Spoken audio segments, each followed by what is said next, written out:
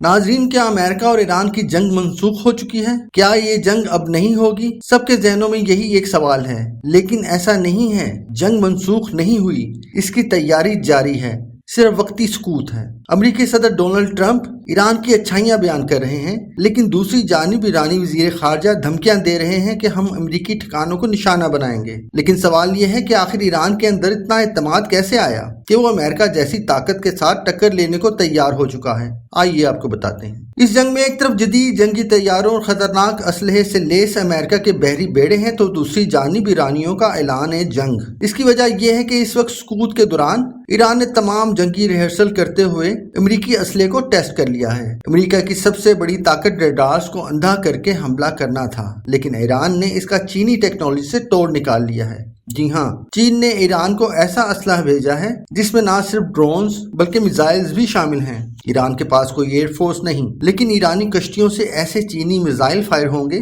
जिनका नजारा दुनिया ने जंगे मई में देखा था। ये चीन का जदीद हाइपरसोनिक मिसाइल है, जिसकी स्पीड और रेंज का दुनिया में अभी तक कोई तोड़ नहीं। इसके अलावा ईरान ने अपने मुल्क के इर्द गिर्द आग की ऐसी दीवार यानी फायर वॉल बना ली है, जिससे अमेरिका अब ईरान में कुछ भी जैम नहीं कर सकेगा, क्योंकि चीन ने अमेरिकी एवॉकस का मुकाबला करने के लिए ईरान को KJ-500 दे दिया है।